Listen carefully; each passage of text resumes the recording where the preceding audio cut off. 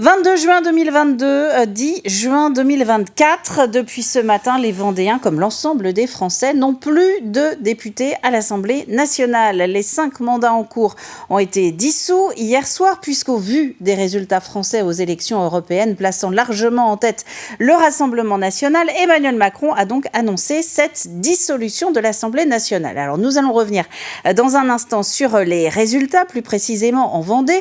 En attendant, place à la réaction de 4 de nos 5 députés. La surprise, évidemment, notamment pour Béatrice Bellamy et Véronique Besse. Écoutez.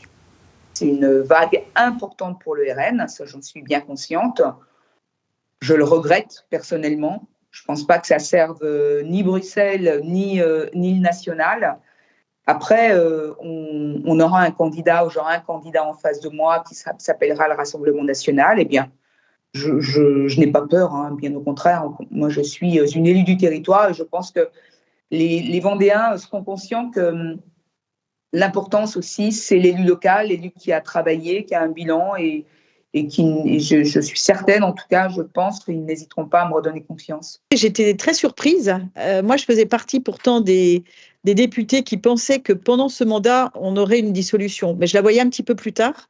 Et là, hier soir, il a pris tout le monde de court. Moi, je rentrais juste des Herbiers où je tenais un bureau de vote. Et puis voilà, donc après, tout va très vite puisque la campagne va être vraiment très courte, très intense, puisque le premier tour a lieu le 30 juin, c'est dans 20 jours.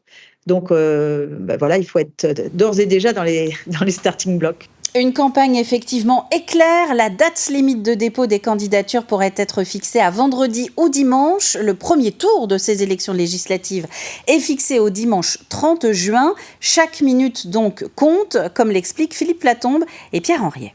J'ai plus de bureau à l'Assemblée, il faut que je le vide. Donc je vais aller vider mon bureau à l'Assemblée pour revenir dès demain pour faire campagne, pour aller voir les Vendéennes et les Vendéens, pour aller voir les chefs d'entreprise, pour aller voir les agriculteurs, parce qu'ils ont beaucoup souffert, les agriculteurs. On les a beaucoup accompagnés lors de la grippe aviaire. Et je pense qu'aujourd'hui, il faut qu'on puisse voir comment est-ce qu'on peut encore les améliorer. Ça va être très court. Je pense que très clairement, avec Clément, on travaille beaucoup et on est une vraie équipe qui travaillons sur le terrain.